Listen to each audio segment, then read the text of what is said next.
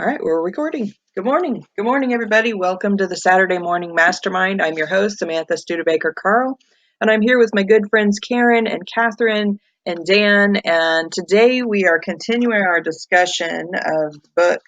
Sorry, I got a notepad in the middle of my book here. Leonardo and Gabriel by Tim Tigner. And last week we were talking about the chapter entitled Characteristics, and we covered two of the characteristics from that chapter, which were God is eternal and God is benevolent. But we didn't have time to talk about the one that was worthy of worship. So I wanted to kind of step back and talk about that before we moved into the next chapter, which is called Actions. But before we get going with our discussion, I want to give everybody an opportunity to introduce themselves, and then we can get going on this chat. Good morning, it's Catherine Clement from Boulder, Colorado. Good morning, it's Karen Loha from Mesa, Arizona. And Sisik, and I'm in sunny Las Vegas, Nevada.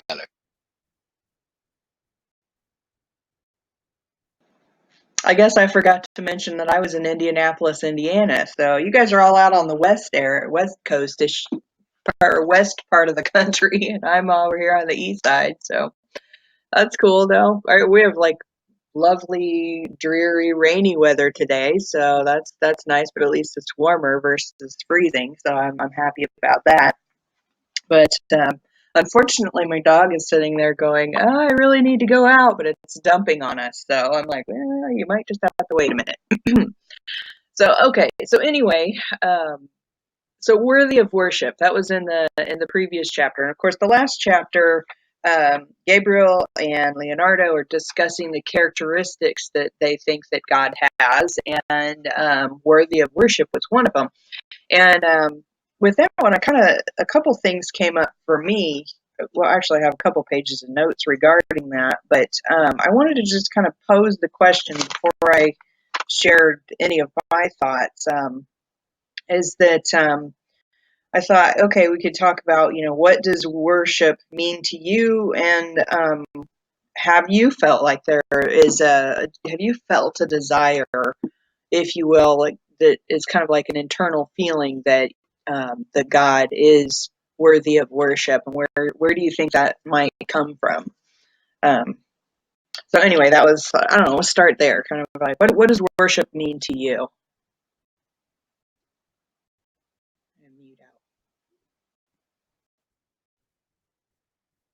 Well, I was going to say, I wasn't really going to start with the what does worship mean to me, but I was going to go in another little thought process. Is I think worship is really an integral part of our, I can't say that word for the life of me, sorry, part of even who we are, because I think if you look at people in general, we tend to, like, for lack of a better way of saying it, worship. We like people to think that we're worthy of their time, energy, effort, interaction, and there's different aspects of it and different ways that comes about. But I think it's just something I think it's something kind of inherent in us, because we like the adoration. It lifts us up, it builds us up, it makes us feel, worthy and important, and that our life has some type of meaning in there, along with everything else that encompasses our lives. And I think that it does come from, for me, God. It comes from that, connectedness. It might be for other people, it might be the infinite intelligence, the universe, however they look at it.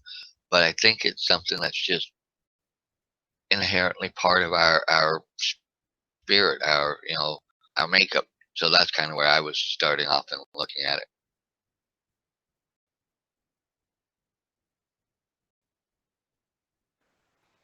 That brought something. Oh. Go ahead, Catherine. Okay, that brought something to my mind as you were talking about that, Dan, the pictures that I saw of the huge throng of people that had gathered to lay solemnity, speaking of not being able to say the word, to rest. You know, could there honestly be that many people who worshipped that man, that they could throng the streets like that and worship him? I just looked at that group of people and I thought, what are we as human beings that we must, show ourselves as a part of? It's like a part of a swarm of fish, or I don't know. It's like we don't need brains, we don't need minds to come together like that and raise our hands, raise our thumbs, raise our voices. It's just amazing to me how anxious we are to bond together and right now we're talking about worship. So if we think about why if we think about why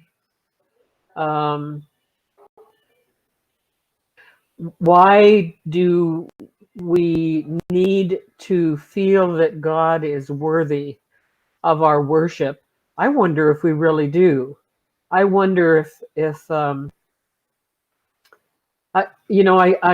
almost continually think about someone when I think about this book and I think about the topics that we're discussing in there, because she's one of the few people that I know of, and I know that she is a sincere person, and I know that she is a thinking person, and she is determined that there cannot be a God.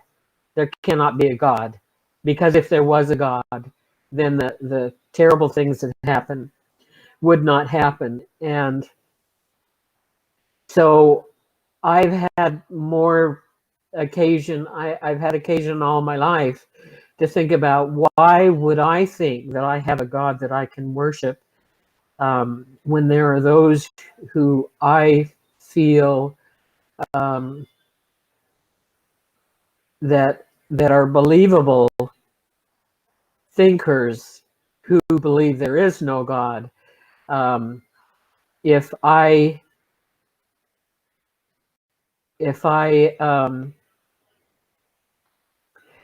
feel that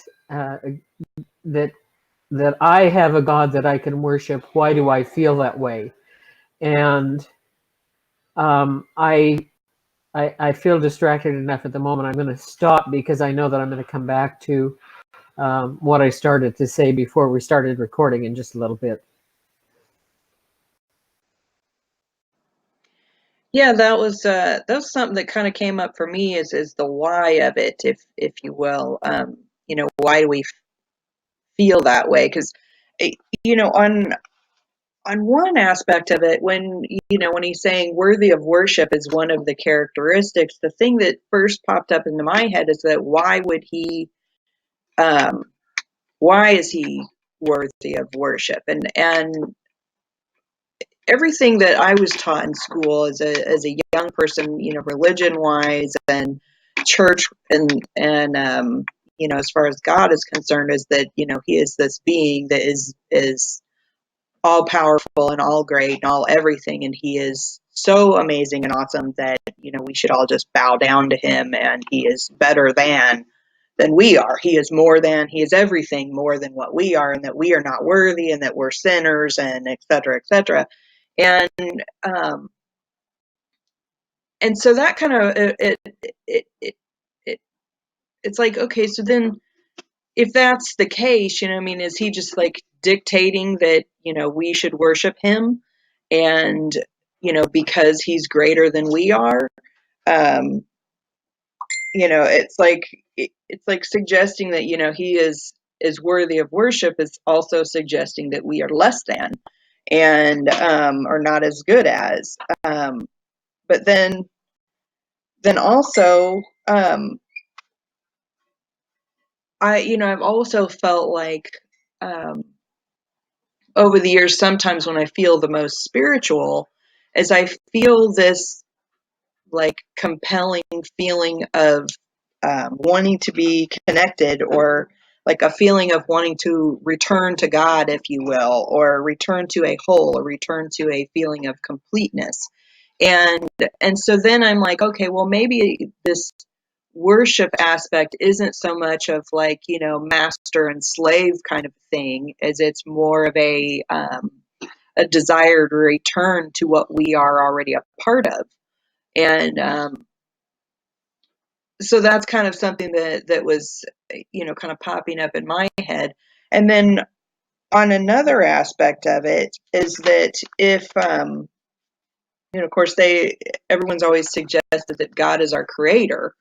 And then, and then if I'm sitting here thinking, okay, God's our creator and he's worthy of worship, does then that give me the right to be worthy of worship from my children who I created?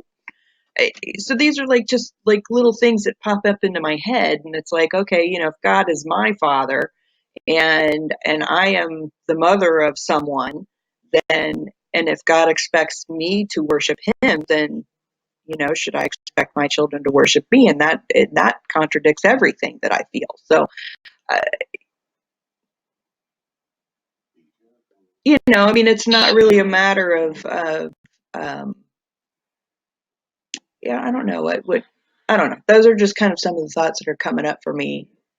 That came up for me when worthy of worship popped up as a characteristic. So I'll let you go, Dan. Go ahead. Well, no, because sorry, I was paying attention to Jason. He had asked if we were on the thing, so I texted him the link really quick, and hopefully he'll jump on. Um, but like I said in chat, look at our whole music industry, entertainment industry, TV, political figures. Anybody who's kind of out there. Look at a lot of the worshiping, the adoration and stuff. I mean, I've heard stuff about Beyonce's fans, how they actually call her Queen Bee, and things, and in some cases I think some people are lifted into worship status a little more than others, and things like that. But I also, it's weird in a roundabout way. I worship my mom, but not in the sense of like the same way I worship God. But I worship her and honor her, and I put her in that same category, that she is my mother. She is the one that um, in this case, my aunt, but my real mom. I still love her and stuff. I don't necessarily worship her, but my mom that I have here, I tend to, because of the great lengths and what she showed me in the love the capacity of love she had to take me, her sister's kid, in when I, was going through what I was going through. But I also believe that because I think it's akin to that hope or that longing for something that will help make me feel better about my life, or make me feel, more like I have through it, like through my worshiping of God, maybe in it, He gives me that wherewithal that I can cope and keep moving forward and keep going on with my life, when I've been in my moments where I'm just sitting there, I'm going, I just want to tell the whole world to F off. I just don't want to interact with them. I I get to those moments too where I just really I want to just stay in my room and just, it's a brutal world out there at times, and sometimes, but in my connectedness and how I, you know, interact and I think relate with God and with that and other people, and through that worship, it fills me with that sense that there's more out there, and that if I'm not out there trying to show the love and what I feel and what I believe to other people, then, you know, what is my purpose? you know, it's still part. I think it's all. I think it's all convoluted in together and a part of it all. And I think it all encompasses it all together. And so I think that's where a lot of it comes. Some of it's misplaced and how people use it. And then in other areas, it's, has a time and a place too. If, for lack of a better way of saying some of this.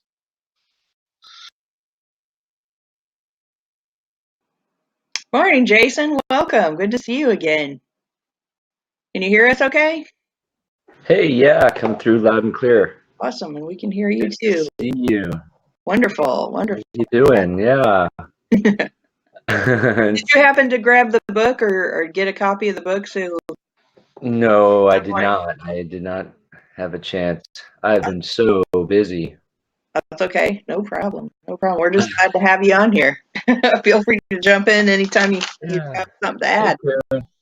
Hey, yeah, well, thank you. I appreciate it. Yeah, I haven't been even too much on Facebook, even just to be like on groups and check some groups that I kind of have to check in with. But other than that, I haven't been on any webinars.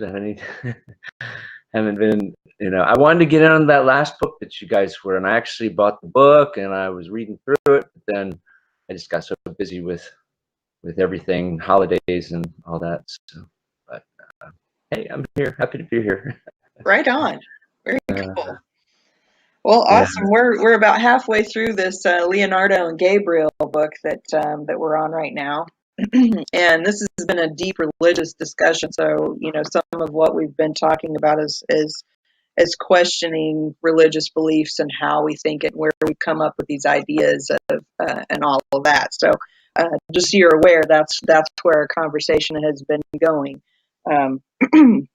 So today we're actually talking about, because in this particular chapter of characteristics, Leonardo and Gabriel the angel have been discussing the characteristics of God, and their three characteristics were, let's see, this one was, sorry, I got to go back on my notes here.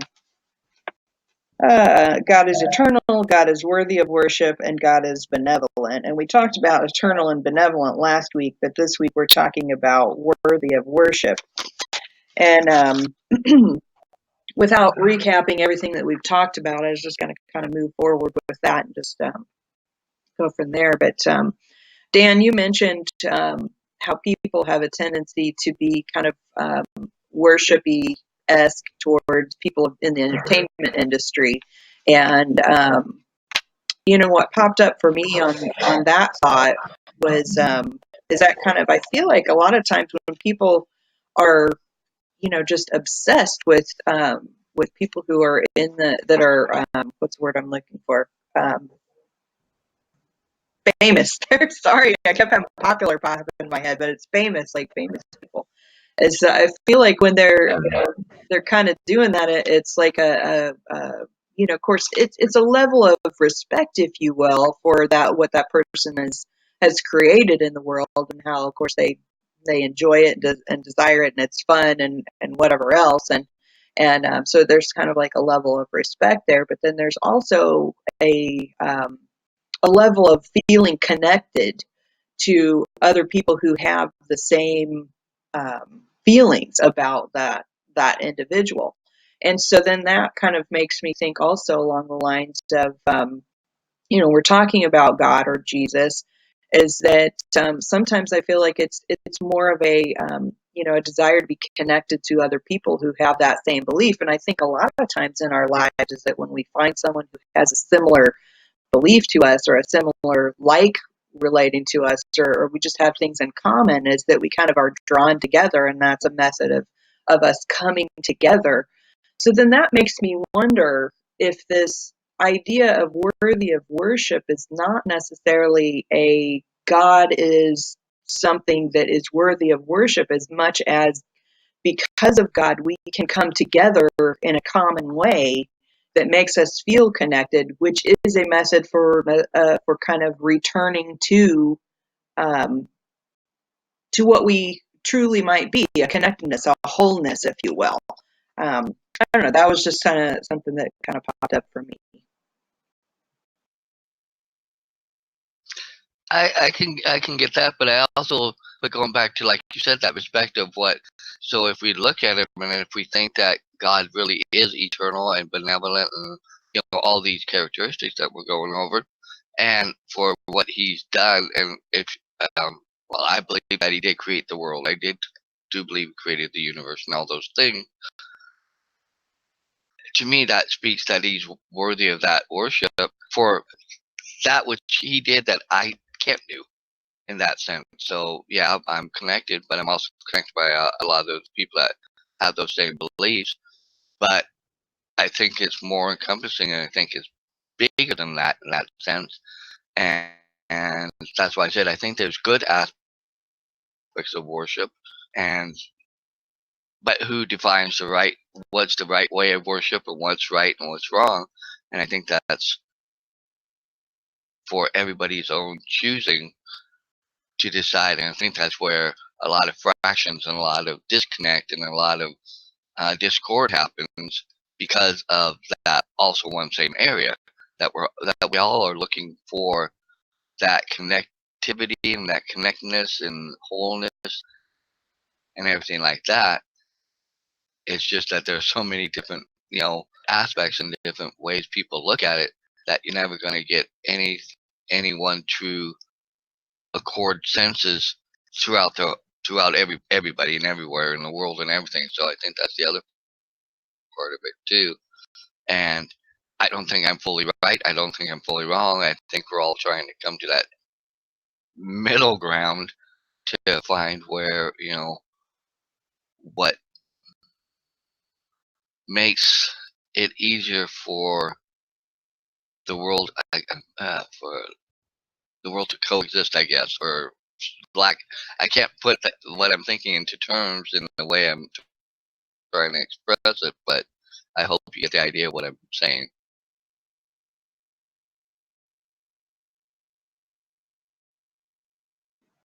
You mentioned also having a feeling of being important ourselves, and like, yeah, I'm not sure. I mean, because of course, when you know, if I look at my children, you know, I hope that they have respect for me, and I hope that they have love for me. Of course, you know, I would not expect them to worship me, you know. But at the same time, I'm like, you know, it would hurt my heart if they completely just hated me, you know, too. And so I don't know. That was just kind of something that I was thinking of there. But as far as like the feeling of importance, I think it is. I think that anytime you can connect with someone on, you know, on any level, really, is that you have a feeling of you're important to that person in their life, or you're important, you know, to each other or whatever. And I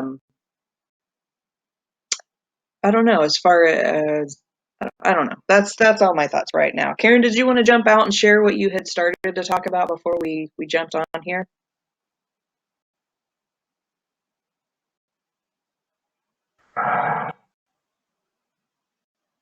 Nope, you're muted. My M button wasn't working. I do want to talk about that if I can keep my mind disciplined at all towards that. And I think that what I was starting to say is one of the reasons that I rejoiced in reading this book is because it did give me a different way to consider God and to consider thinking about him with reference from other viewpoints. And I have often told my sister, who is also bipolar and who also suffers incredible depressions, and we had been speaking before we started this and before we started recording about how the depression can go to the extent where there's just simply there just simply seems to be no need for connectivity. It's a deep worthlessness to the extent of, everyone is better off without me. Everyone would be better off without me. And there is no point for me to talk with anyone or share anything with anyone. And to experience a depression to that extent can be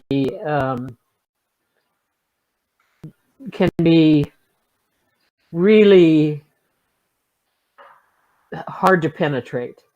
And when it's come to that extent, and my sister has, she has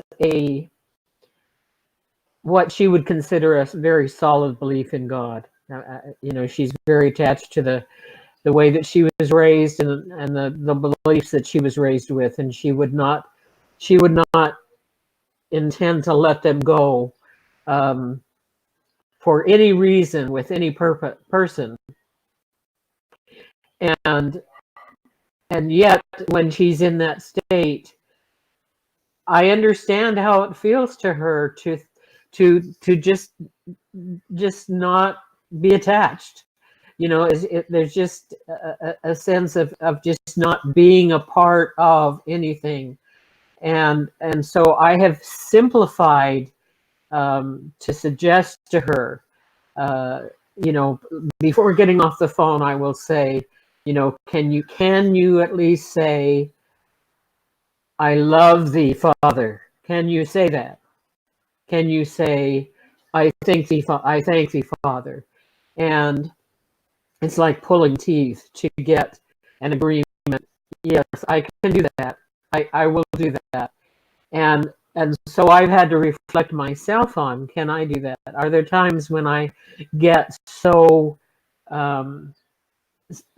completely barren of anything, any feeling, that I can at least do that? And one of the things that I've appreciated about coming to feel that God is worthy of worship is recognizing that that's really all I need to do. That's really all I need to say. I don't need to spend literally hours on my knees as I have done, to where I hardly have any knees left. Especially when I've got a lot to be regretful and sorrowful about, I can simply say, hey, I love thee, Father. I thank thee, Father. And then if I can go further and say, I trust in thee, Father. Any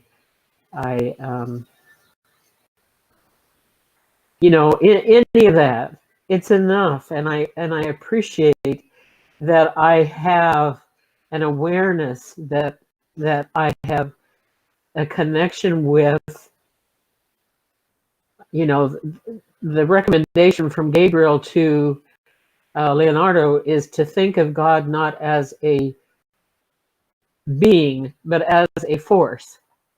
And if you think of God as a force that that you connect with, that you can merely say, I'm thankful. I thank you. I love you. I love you. I just appreciate that. I appreciate being there because I have literally, as I've spoken before on this our platform here with different books, I have literally howled at the moon for years, and it has been my way of saying to God, what are you doing? What are you doing? And so it's nice to be able to say, I'm grateful. My back doesn't hurt. I'm here. Thanks for today. That's it. I'm done. Thanks. So I'm done with this too. I think you. Oh, go ahead, Jason. I was it's very thoughtful, very great thoughts on that. That's really all I had to say. Go ahead, Dan.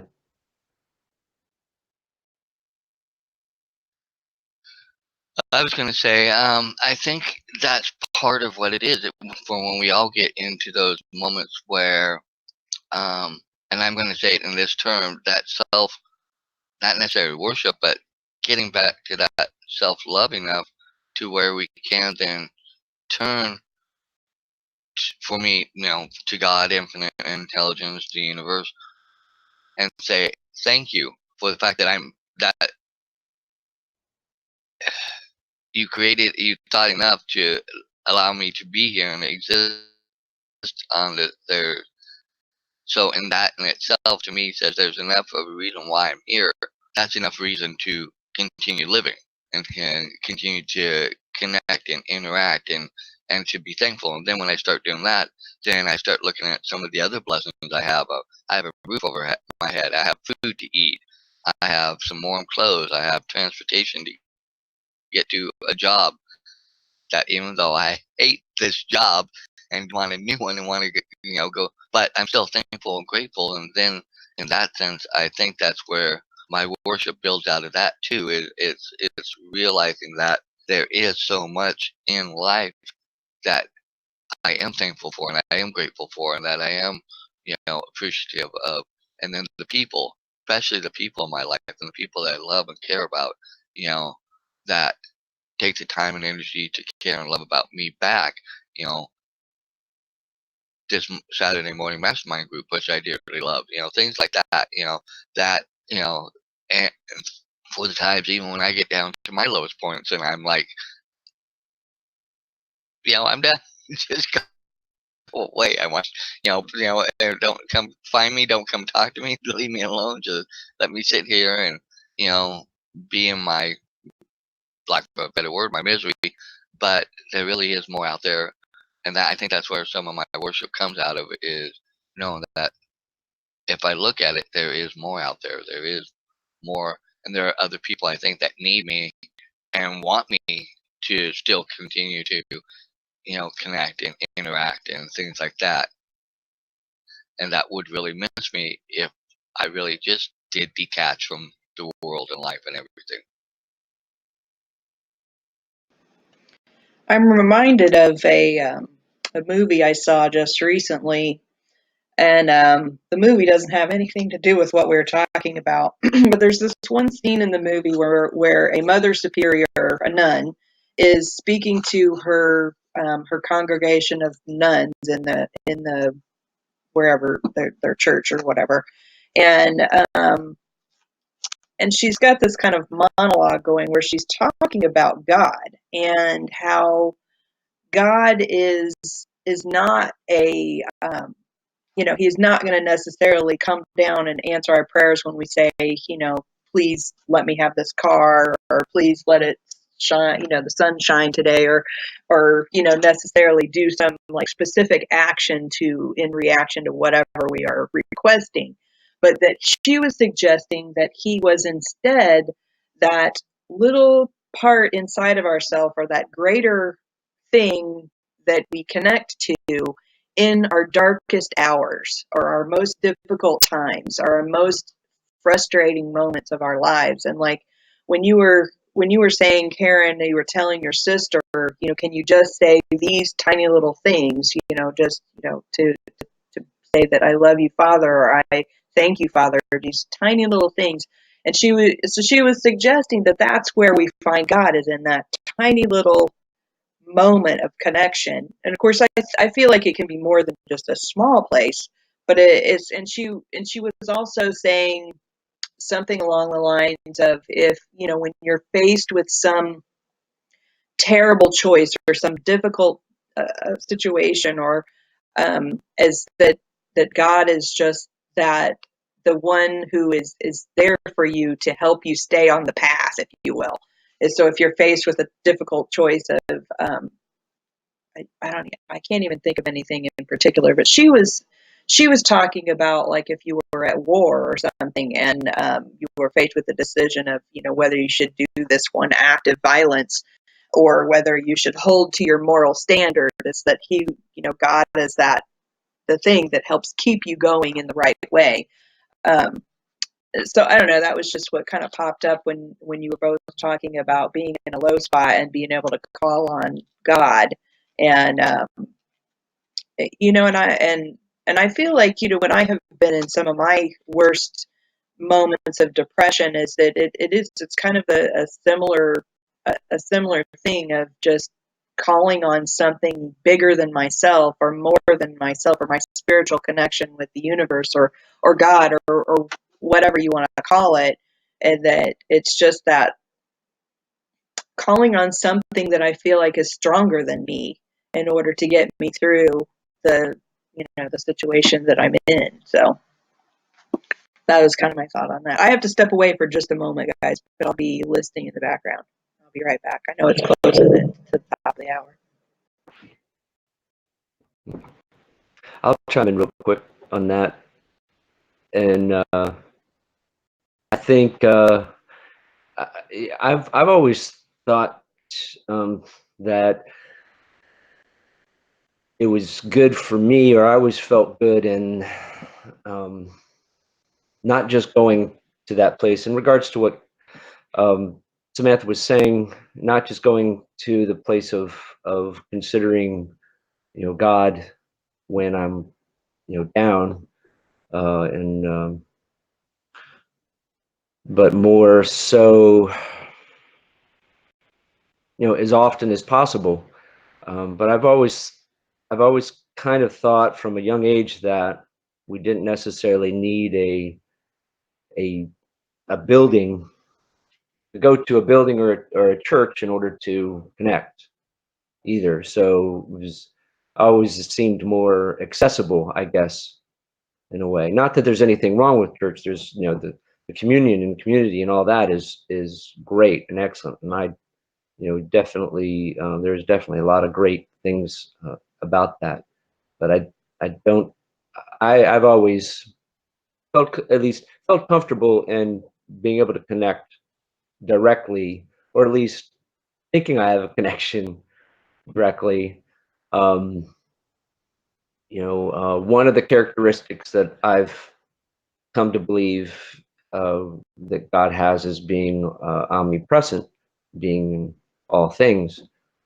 Then when you think about, you kind of think about that and us being, I think that there's, part of God within us, and that we, another way of maybe you can consider it worship or whatever, but appreciation of God is to appreciate yourself and your body and your life, is one way to kind of to appreciate our Lord. There's just so many ways to think of God, and then what, well, if there's a God, does that automatically mean that there's the opposite of God's benevolence, or is that something that is just a byproduct that we try to come believe, try to make sense of? They talk about that question in regards to whether God is worthy of worship. I mean, that's sort of like, to me, it's not even a question, but I understand where that could come from, because you think of the things that happen in this universe, in this world, that you say, well, that can't be of a benevolent and loving God, wouldn't allow that to happen, or whatnot. But it just makes me think that there's more to it, but I like to connect with God, and when I pray, and I like to pray for others, and pray for my friends and family members, and their friends and family members, and really just put that out there, and with disregard with what's going on in my life, really, because I'm because I've, we've discussed over the years. We all go way back, and we have a lot of we've learned to appreciate things. We've learned to, or we've studied some teachings that have taught us to be aware of appreciating the things in our lives, and out of that appreciation for even the little things when there's very tough things happening, we focus on the things we're appreciative of. That's always helped me. And then so focusing on that, and then one of the things I'm appreciative of is all my friends and family members, and it seems natural to then ask for God to bless them. So but that's my take on what you were just saying there as far as the worshiping goes. So many good thoughts, though. Again, thanks. And I look at coming on here today as one of those things that I feel enlightened and kind of empowered about thoughts, and enjoy their thoughts with other things that we've done, and it's just enjoyable to be back together. Thanks. Well, I don't know what happened there for a second, but I guess I fell off and lost the recording for a moment. So hopefully we didn't lose the whole thing. But we lost you for a minute, but I don't know what happened. Thank you, Karen. I appreciate that. I appreciate that very much. And Dan, we would very much miss you. We would very much miss you if you detached. So stay attached to us, okay? Oh well, yeah, I really appreciate John. I actually have people. I actually do have some people that I do reach out to, and oddly enough, a couple times I've actually thanks to Samantha. She has helped me through a couple things too when I really needed. So this group means more to me than a lot of people realize that. Even when I say it's hard to get up on Saturday morning, because I have this fight in my head sometimes, like I'm so tired, I just want to stay in bed and sleep because I'm so tired. Because I was telling Samantha and I think Karen earlier that I basically get up at 6 o'clock 7 days a week because of my work, and then on Saturday because it starts at 10 o'clock Samantha's time, but I'm 3 hours behind, so it starts at 7. So in order to get up and get dressed and stuff, and it's like morning where but a lot of times I think I'm missing out when I don't, because then I miss out on the friendship and the connectedness, and I get insights, and and I grow myself in some of my own thoughts and feelings and beliefs, and a lot of times it helps just further my own beliefs, and it instills it better and gives me new opportunities and insights. I don't think it's ever really hurt my own beliefs and what I believe, and it's just kind of added to, because I get now so many different views, and it adds to my understanding. But I generally would miss this group, and so that's why I still get on a regular basis. But yeah, there are times where it's a fight some mornings. Oh gosh, yeah, and maybe that's I can't say that I haven't suffered from some depression. I think if any time during the day, that's the most noticeable time for me, when I first wake up in the morning and you come out, and it's like you come out of your sleep and I'm trying to make sense of where I am and what's going on and what I have to do, and what I have planned, and that's ultimately a lot of times wake up remembering the things that bother me, or that I what I've lost, or who I've lost, or what's and that's the wrong way to wake up in the morning. So that takes a lot of effort to get to where you're not waking up that way, and I still do sometimes, but it's getting better. So I know it does get better, but you do have to try and get out of the funk and recognize that you're in the funk, and not I think I mentioned it one time before, where it's like letting go of the past things that bother you, or letting go of things. It's almost like, it feels almost like you're taking away the importance of it by moving on. But that's not, we can't think that way, because that holds us in that pattern, I think. And very, you know, I don't think that God wants that for us. I don't, you know, I kind of think that God actually, you know, if something happens to us, you know, that's bad, I think God now has something prepared for us that's going to be great. We have to have our eyes open for it. And if we're too stuck in the mud, we won't see it or be able to react to it. So, yeah. But that's just one way of looking at it, I understand. So, you know, we all have our different ways of looking at things. Well, now with this book, is this is Gabriel and Leonardo? So this is this a fictional idea between Leonardo da Vinci and the Archangel Gabriel? Is that what this book is? Okay, interesting. Yeah. I was just trying to find a part in another book that I'm reading that's it's called A Return to Love by Marianne Williamson. I've got it on my phone. Otherwise, I'd show you a picture of the book, but I don't have that. But in here, she was talking about how. Let's see if I could find it. She's talking about him being the great transformer of perception, and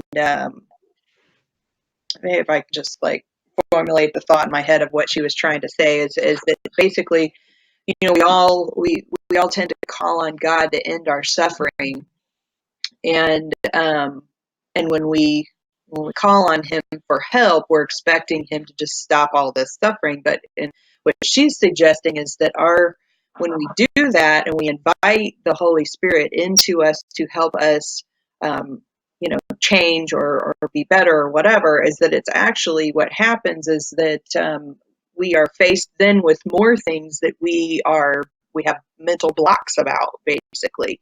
And so that instead of getting necessarily an easier life per se, is that He actually starts bringing things up to us that help us get outside of our comfort zone in our mental ways.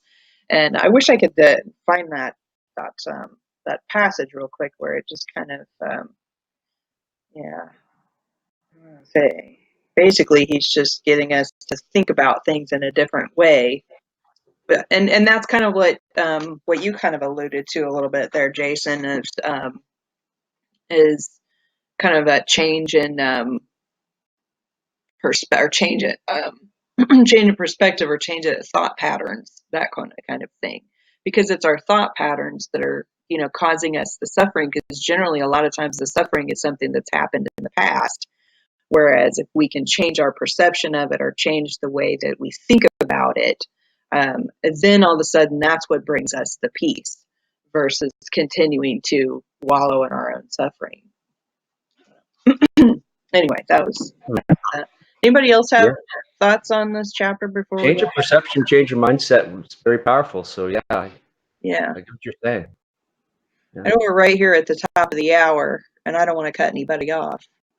I just wanted to see, do we have more we want to add, or are we ready to wrap up?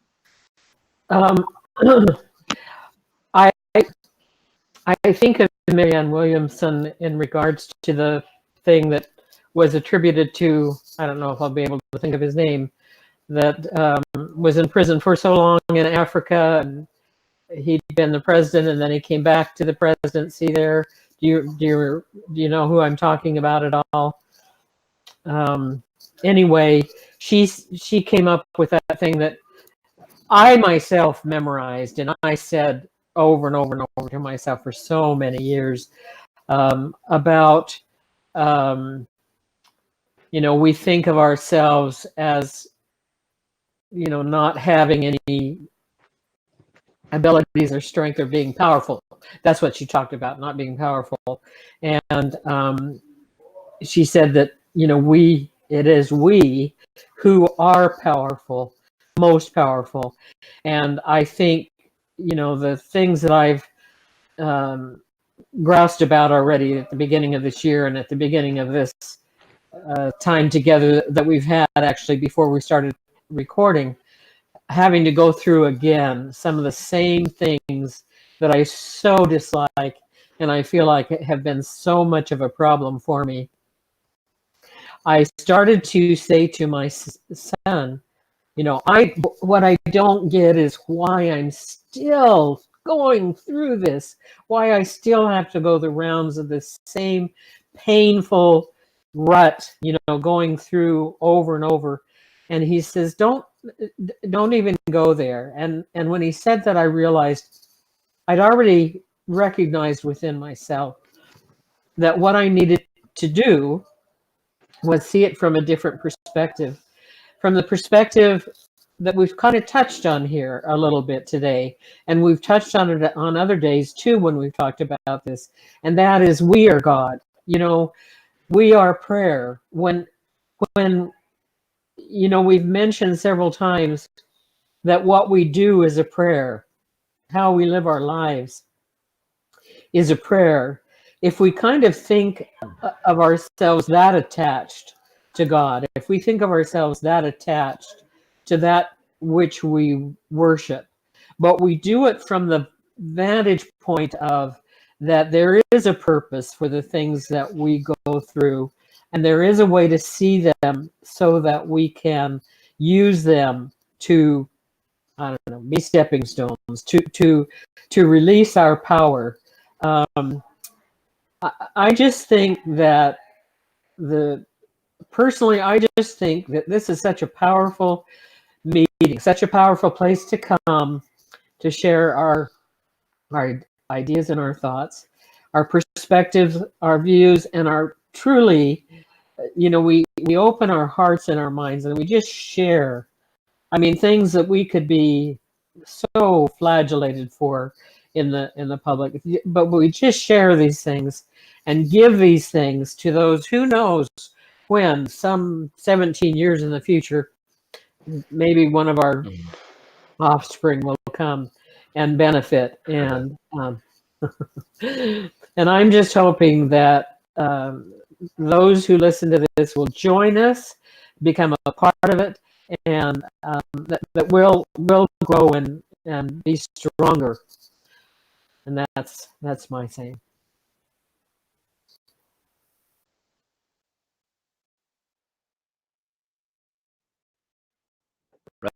Right on. I found this section, so I just wanted to read this real quick. Yeah. It says, sometimes people think that calling on God means inviting a force into our life that will make everything rosy. The truth is, it means inviting everything into our lives that will force us to grow, and growth can be messy.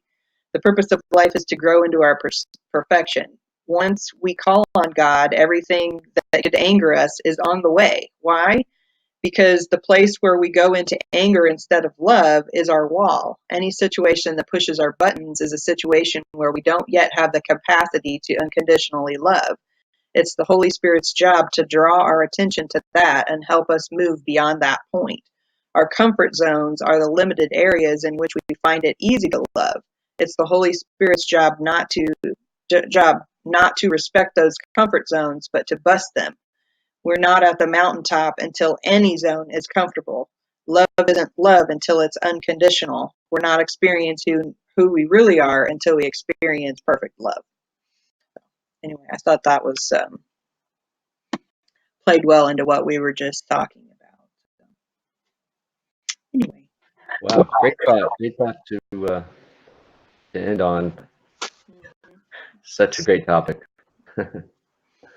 Awesome, guys. Well, it's been wonderful talking to each of you, and I love hearing everything that you have to add to the conversation. And because, I mean, we all grow and we all change our perspectives when we can listen to one another and learn from one another. So, thanks so much. For those of you who are watching this as a recording, feel free to look at the links below this video. You can jump into our Facebook group if you'd like to participate with us. Just let us know. And with that, I think that's all I really need to say. Have a great, awesome, amazing week. And we'll see you next time on the Saturday Morning Mastermind. Bye for now.